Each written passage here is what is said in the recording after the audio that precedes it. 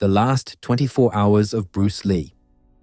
On July 20th, 1973, a hot summer day in Hong Kong, tragic news shook the world. Bruce Lee was dead. For years, his presence had captured the hearts of millions and fascinated the film world with his blend of philosophy and breathtaking martial arts. Bruce Lee was far more than just an actor and martial artist. He was a cultural phenomenon, a hero, and an inspiration for generations. Yet away from the spotlight, he spent his final hours in seemingly ordinary calm. No one suspected that this sudden end would have such profound effects on the world. Bruce Lee was born on November 27, 1940, in San Francisco, but spent his childhood on the bustling streets of Hong Kong. Even as a toddler, he appeared in front of the camera, as his father, a famous opera singer and actor, brought him early into the world of film. Thus, Bruce gained filmmaking experience at a young age and developed a passion for acting. At the same time, he discovered martial arts. In the alleys of Kowloon, young Bruce learned how to stand his ground. As a teenager, he trained Wing Chun under Grandmaster Yip Man and often got into street fights. This turbulent youth shaped him. It taught him discipline and self-control, but also brought him trouble. Eventually, his parents sent him back to America at the age of 18, hoping to offer him a safe future far from the dangerous streets of Hong Kong. In the United States, Bruce began a new chapter. In 1959, he arrived in Seattle with little more than confidence and determination. He enrolled at the university there and taught Kung Fu on the side to support himself. His charisma and skill as a teacher quickly spread by word of mouth. Soon he opened his own martial arts schools and captivated his students with a modern, efficient style. During this time, he also met his great love, Linda Emery, whom he married in 1964. They had 2 children together, Brandon and Shannon, and Bruce proved to be a devoted father. During these years, Bruce Lee lived the American dream, but he never lost his roots or his vision. He wanted to build bridges between East and West and bring the spirit of Asian martial arts to the world. Bruce Lee's first stepping stone into the spotlight came through television.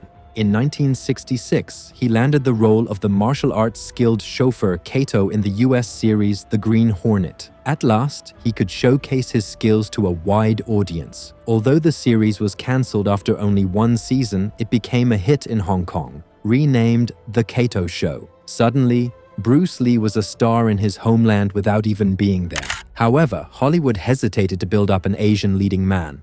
Bruce encountered closed doors and prejudice in the US. Frustrated by the stereotypical supporting roles in Hollywood, he made a decision. In 1971, Bruce Lee returned to Hong Kong, determined to achieve there what had been denied to him in America. Back in Hong Kong, Bruce Lee experienced a meteoric rise. His very first Hong Kong film, The Big Boss, 1971, became a huge success and made him an overnight superstar in Asia. This was followed by Fist of Fury, 1972, in which he captivated audiences with his intensity as a fearless avenger. Bruce Lee's fight scenes were something entirely new, lightning fast, powerful, and at the same time like a perfect dance, a choreography of precision and strength. With his third film, Way of the Dragon, 1972, he also took on the roles of screenwriter and director. In this film, Bruce Lee faced karate champion Chuck Norris in Rome's Colosseum, a fight scene that became cinematic history.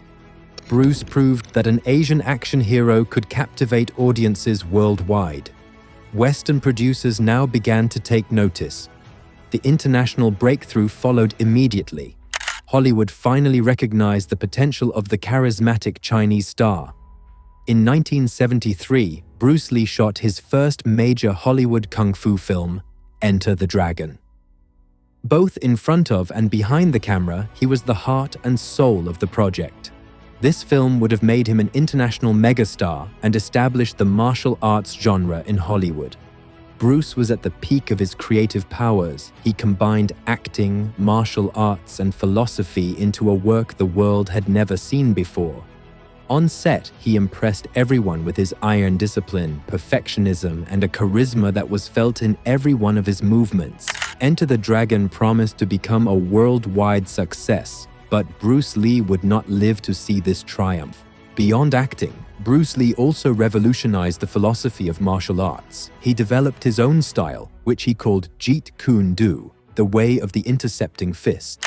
For Bruce, martial arts were more than just physical combat. They were a life philosophy. He emphasized flexibility. "Be water, my friend," was one of his most famous maxims. One should adapt and remain fluid. In his writings and interviews, Bruce Lee revealed himself to be a profound thinker, uniting Eastern wisdom with Western individuality. This way of thinking made him a teacher not only in the dojo, but also in life. Even Hollywood greats admired him not only for his physical abilities, but also for his mind and presence. Despite his intense training and fame, Bruce Lee remained down-to-earth and good-humored in his private life. He loved playing with his children and taught them playful kung fu tricks even at a very young age. Friends described him as warm-hearted and generous.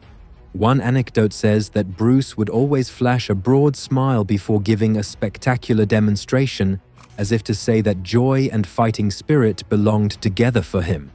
On set, he took time to offer advice to young stuntmen. He was also known for telling jokes between takes to help relax the crew. This human side made him all the more beloved to everyone who knew him. July 20th, 1973 began like a normal day full of creativity and future plans. In Hong Kong, Bruce Lee was busy preparing for a new film called Game of Death. In the afternoon, he met with colleagues to discuss script ideas. No one suspected that this productive day would end in tragedy. In the evening, Bruce complained of severe headaches. An acquaintance gave him a painkiller so that he could rest. Bruce lay down for a short nap and never woke up. When he failed to appear for a meeting, his colleagues grew uneasy. They tried in vain to wake him. Panic broke out, and Bruce Lee was rushed to the hospital, but all help came too late. That night, Bruce Lee was pronounced dead at just 32 years old. The news of his sudden death spread like wildfire. When the news of Bruce Lee's death went around the world, fans everywhere reacted in shock and disbelief. He was at the height of his career, young and seemingly invincible. His loss struck people to the core. In Hong Kong, thousands gathered to pay their last respects. At his funeral, students and friends carried the casket. Many could hardly believe that the master was no longer among them. The international press honored Bruce Lee as an icon. In countless obituaries, people tried to make sense of the inexplicable, how someone so full of life and energy could die so suddenly. Rumors circulated about the circumstances of his death, but above all, there was deep grief for a man who had influenced generations. The legacy of Bruce Lee lives on, stronger than ever. His films revolutionized action and martial arts cinema and continue to captivate new fans today.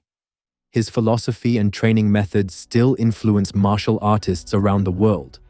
Bruce Lee broke down cultural barriers. He showed that a Chinese man could become a global star in Hollywood and that strength, both physical and mental, knows no origin. To this day, he is revered as a legend. Every year, fans make pilgrimages to his grave in Seattle to honor their idol.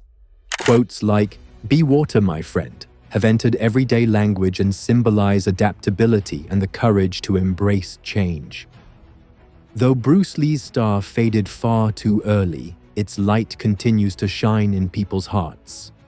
In the memory of his fans and in film history, Bruce Lee will live forever as a radiant dragon who briefly illuminated the world and whose afterglow will never fade.